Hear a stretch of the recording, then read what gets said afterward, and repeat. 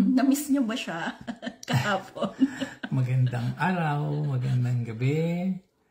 Magandang tanghali. Magandang tanghali kung nasan man kayong lupalop ng mundo. Oo, kami ulit si Shine at June. Coming to you live from North Carolina, USA. Shout out sa mga taga Florida. Mag-ingat po kayo. We are praying for you na sana maligpasan nyo itong Hurricane Milton. Hindi ko alam. Hindi ba si Helena yun? Hindi. Tapos na si Helena. Oo. Si Milton naman yata ngayon. Oo, yung mga... Grabe, yung mata nung hurricane kanina tinitingnan ko sa picture, parang nakakatakot ang itsura. Kaya nga, yung mga friends namin na nandyan sa Florida. Ingat po kayo Ingat dyan. kayo. Ma'am Tina, Michelle, and Bernadette. Ingat kayo. Nasa prayers namin kayo. Amen. So, today, we will be talking about learning curve. Ano ba ang learning curve? Nandito tayo ngayon sa ating day 11. No, day 12 na. Day 12, Kalain wow. mo, almost 2 weeks na yung Naka-isang go live. dosena ng go live na pala tayo. Oo, naka-isang dosena na kami. Salamat sa inyong pagtsatsaga. Ano yun? Persistence. Consistency. Yeah. Oo, salamat sa inyong walang sawang pagsubaybay. For the past 12 days. 12 nights, 12 evenings, 12 afternoons. Ang topic po natin ngayon is learning curve. Yeah. So, ano ba ang learning curve? Para sa mga hindi masyadong familiar sa learning curve. Yeah, learning curve. Ano ba yung magandang example natin as a learning curve? Kumbaga, lahat naman tayo may mga pinagdadaan ng problema, experiences. Siguro applicable ito sa mga bago sa trabaho, bago sa, halimbawa, sa system, kung meron kayong mga bagong application software na inintroduce sa trabaho ninyo, sa business, paano ba natin pinag-aaralan ito, paano ba natin pinafamiliarize yung sarili natin para maging, skillful tayo pagdating sa pag-handle ng mga activities or tasks using that, skills. Oo, yung learning curve, ano yan siya? Challenging yan, lalo na sa umpisa. Kasi, syempre, hindi mo alam kung ano yung mga gagawin mo.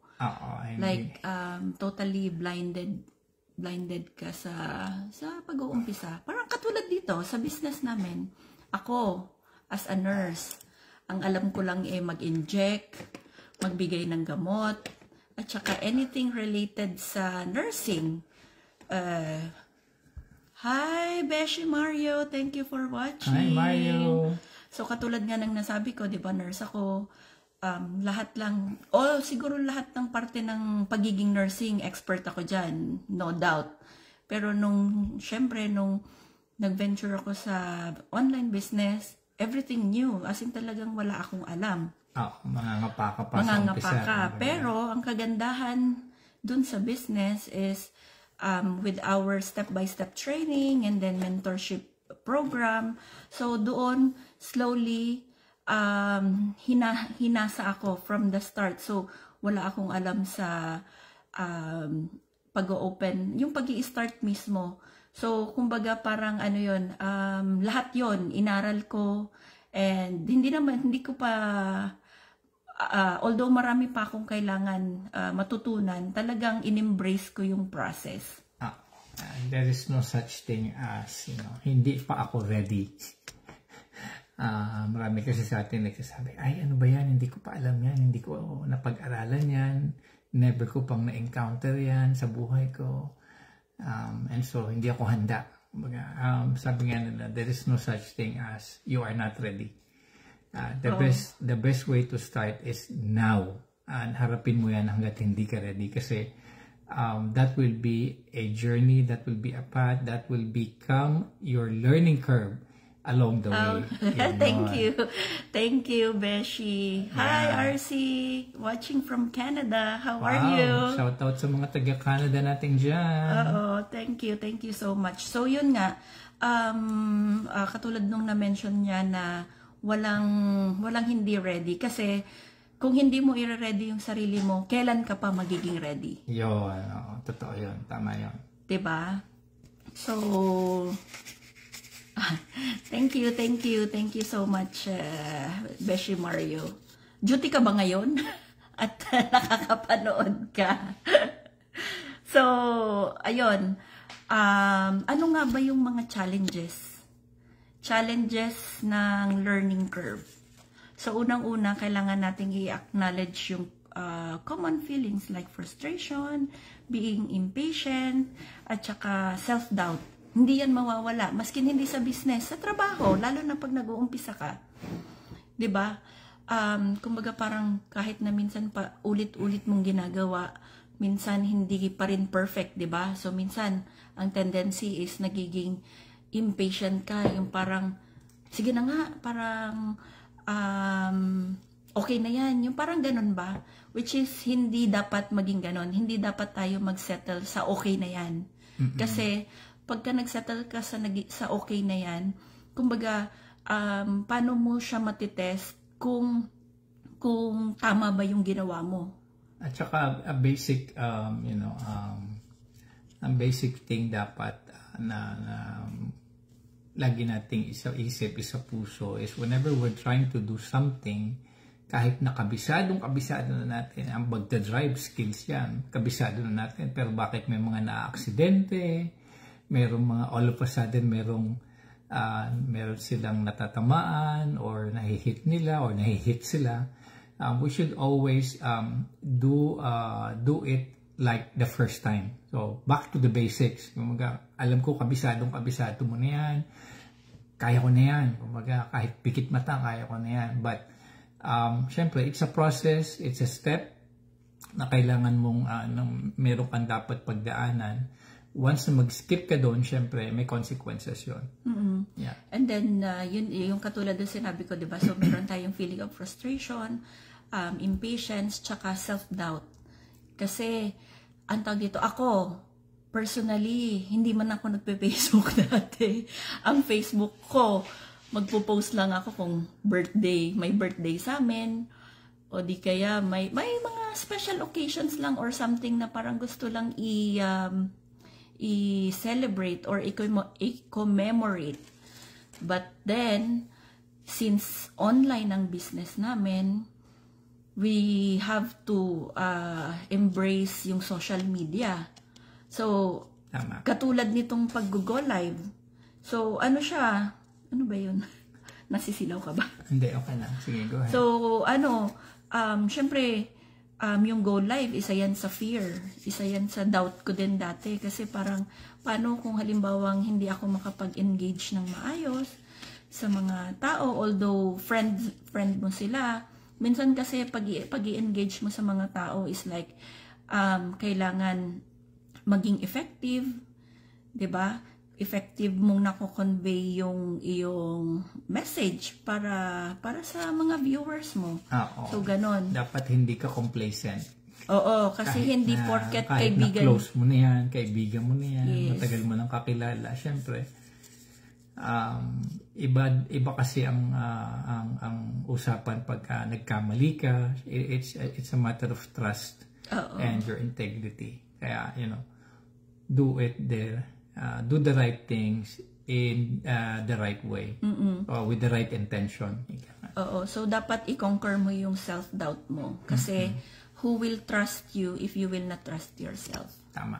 Diba? Malaki kang correct. Isa akong malaking check doon. Yeah. So, how are we going to embrace the learning curve? Parang napaka-lalim, diba? O yan. Walang pinag-iba yan sa setting up sa yung small wins at saka milestones. It's a learning curve. Siyempre, meron kang mga hurdles na pinagdadaanan na, pag successful mong natawid yun. Hi, Doc. Watching from Singapore. Ay, wow. Kumusta? Hi, Doc. Singapore. Kumusta? Shout out sa mga taga-Singapore. Dyan, oo. So, lumalawak lang ang ating coverage. Yan. Nagiging international na tayo. So, yun nga, how you will embrace it. So, syempre, kailangan meron kang mindset shift. So, katulad ng shifting ng mindset, kailangan natin mag-focus sa progress, hindi sa perfection. Yon. Katulad ng sinabi niya, we have to celebrate small wins. Tama siya. Yon, tama. And then, next is consistency. Andiyan na naman tayo sa consistency. You have to put in your regular effort, even if it feels hard.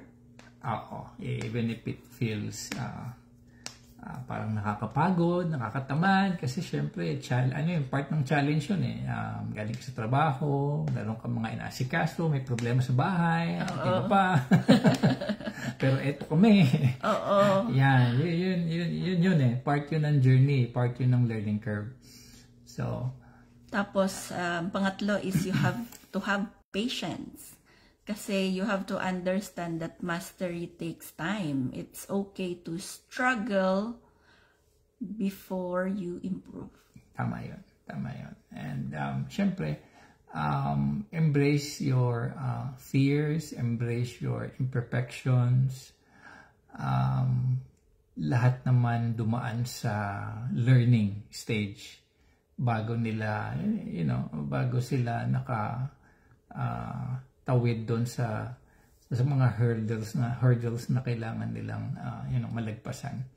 And syempre support. Yun ang pinaka-importante. Support from your friends, from your family, at saka yung sa community. Tama yun. Kasi minsan sila din yung mga taong magli-lift up sa'yo. Yung every time na you feel down. At saka syempre kung minsan yung iba kasi napagdaanan na yun yung pinagdadaanan mo ngayon, so they are in a better position with a better view kung anong dapat gawin, kung meron bang dapat ma-improve dun sa mga nagawa nila before na hindi nila nagawa, and you will learn also from their experiences. And then since we are talking about learning curves, ano ang benefits na makukuha natin when you embrace the learning curve? Yeah. So, unang-una, it will improve your skills and confidence. Yun naman talaga ang totoo. Kaya, kumbaga... Bakit mo ba gustong matuto? Kasi, gusto mong magkaroon ng improvement. Tama. Gusto mong magkaroon ng growth. If you don't have the courage to learn something new, then you will just stay where you are. Tama. Diba? Parang katulad sa nursing. Like, meron kaming tinatawag na clinical ladder. So, syempre, apart from getting ahead of others, may extra kita yon. Pero, ang tawag dito, hindi lang yun dun sa nursing skills, like, or di kaya sa mga trabaho. Ano din, sa business din, di ba? You have to be confident, you have to be, tawag dito, you have to improve your skills, lalo na sa online, di ba? Kasi nowadays, ang labanan is dapat, hindi naman kailangan dapat tech savvy, pero at least you know something. Kasi what if may nagtanong sa'yo, uy, paano yung ganito? So how can you teach them if you don't know? Tama. You don't know that thing, di ba? And kanina nga nag-attend ako ng masterclass ni Vin Giang. Isa siyang popular na Vietnamese na coach. Ang sabi niya, you don't stop at learning. You should be able to apply it as well. Kasi medyo nakarelate din ako kasi alam mo na, sa sobrang kagustuhan nating matuto, puro pasok lang ng pasok. So nag-i-improve yung knowledge natin. But without application, without action, baliwala yun. And syempre, pagdating nga naman sa halimbawa sa trabaho, sa business, kung sino yung kumbaga may inputs palagi sa isang conversation, so sa meeting, kung sino yung mayroong visibility, syempre sila yung nakikita palagi. And sila yung tatatak sa utak. Sila yung tatatak sa utak. Kaya eto, for 90 days makikita nyo kami, and so matatandaan nyo kami. Oo. Kami si June and Sean. Oo, segue. Oo, lagi nyo kaming matatandaan. Tama yun. So, next benefit is you will have personal growth and resilience. Wow. Yan. Bigat. Ay, kasi nga, syempre, kumbaga, habang natututo ka na ina-apply mo yung mga natutunan mo, nagkakaroon ka ngayon, nag-gain ka ngayon ng experience, nag-gain ka ngayon ng confidence. So, the next time na harapin mo yung problema na yun, alam mo yung gagawin mo. Hindi ka na yung mangangapa or parang matatakot ka, mawawalan ka ng confidence sa sarili mo. Yeah. And then third will be long-term success in your endeavors. Yun. Actually, yun naman ang goal talaga eh. 'Di ba? Kahit saang learning curve, mapa-personal, mapa-career, mapa-business, yung long-term success yung ating goal doon, yung gusto nating i-achieve. At saka sa psychology din kasi, kung ano yung pinapasok sa subconscious mind mo, yun ang tumatatak sa'yo. So kung kumbaga knowledgeable ka na sa experience, tapos may experience ka pa, tapos marami ka ng pinagdaanan na learning curve, tatatak na yun yung sa subconscious mo na kaya ko to. And so pagka humarap na sa iyo yung mga iba pang mga halimbawa hurdles na kailangan mong malagpasan, confident ka sa sarili mo. And in the long run, syempre, parang magiging parte na ng buhay mo yon. So, ano lang yan? Let's just make it simple. Di ba, as a parent, di ba? Kahit na gaano pa katanda yung anak mo, we're still learning, continuously learning. Di ba? Wala namang perfectong parent. Wala namang perfect na tawag dito, parent since day one. So, although hindi nag-continue as, kunwari may plano ka or something na, alam mo yun, nakaplano tapos hindi siya na-proceed as planned, ano yun siya? Parang yung each challenges na yon, it will give you more patience, you become resilient, and you become more understanding. And more patient. Yun nga, being patient nga sabi ko. So, the same with, what you call this? With the learning curve. Learning curve.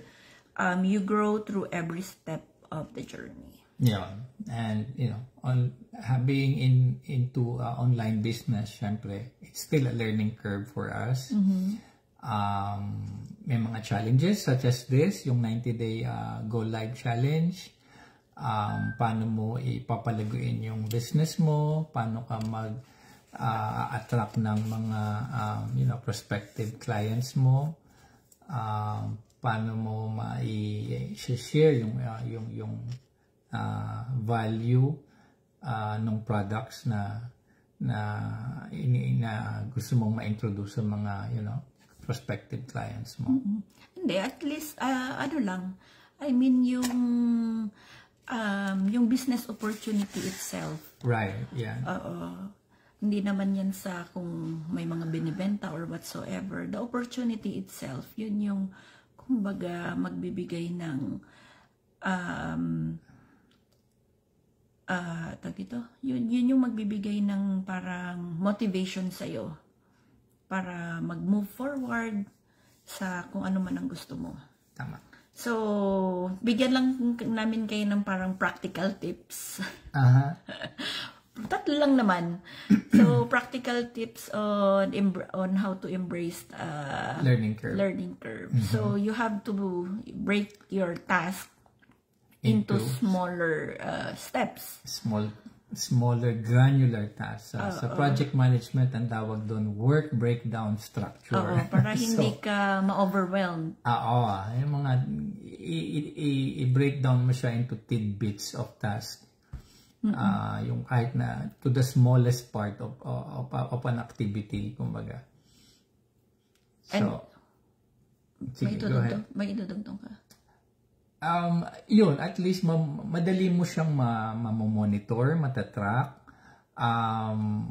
tapos ma-achieve mo siya overall towards Dun kasi sa project management, titingin ka dun sa perspective mo at a high level. Look at the big picture, kumbaga. And of that big picture, syempre may mga components yan na tinatawag. Yun ngayon yung mga tidbits of activities and tasks na kailangan mong i-break down para, ma-achieve mo yun. So, nasabi mo na yung pangalawang tip. So, set achievements, achievable goals, and track your progress. So, the third is use mistakes as lessons to refine your skills. Let it be a learning opportunity. Kasi not all mistakes naman are mistakes. I mean, ang tawag dito, mistake siya kasi in a way na kailangan mong matuto or di ba nga ang mistakes are failures actually. And those failures eventually that you have learned from it becomes your experience. And based on that experience, di ba, doon tayo ginigauge ng mga prospective employers natin. Ano bang experience mo? So, based on that, syempre, make it as yung mga failures na yon, yung mga mistakes na yon, yun ang gawin mong stepping stone towards a success.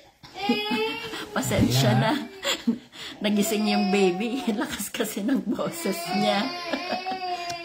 Lakas kasi ng boses ni Papa. So, let me just make a recap on what we have discussed tonight. So, yun nga, kailangan mong i-acknowledge yung self-doubt, impatience, at saka yung feelings of frustration, especially when you are dealing with learning curves. And then you have to have a mindset shift para magkaroon ka ng progress. Hi Adrian, thanks for watching. So para magkaroon ka ng progress doon sa ginagawa mo. And then consistency. Lagi yan, consistency is the key. So whenever you want to learn something, whether it's new or it's old, you need to be consistent.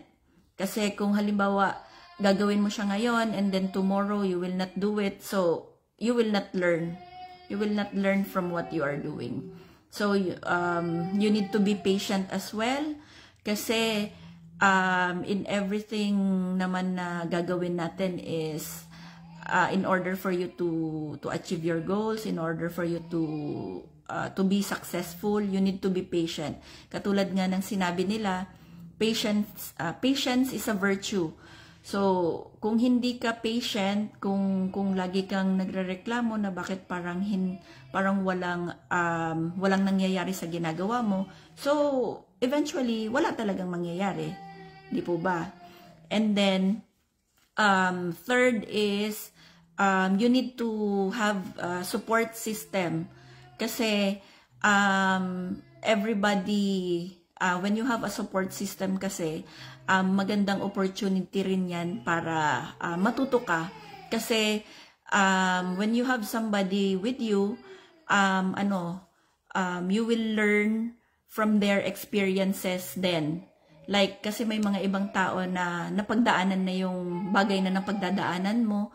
So, through them, you will learn how to deal with the situation that you are dealing during that time.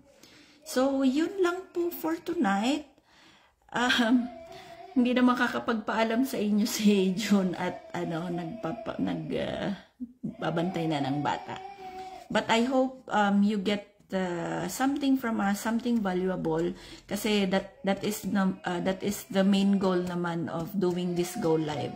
It's not just sharing with you our online business opportunity, but also giving you insights, giving you anything na makakapag-benefit din sa amin at saka makakapag-benefit din sa inyo, like informations, life lessons like that. So, yun lang po. Maraming salamat at magandang gabi, magandang umaga, wherever you are in the world. So, mag-ingat po tayo palagi and just keep going. Continue what you are doing and let's strive for the best always. So, maraming salamat po. I'm signing off na. Thank you for watching.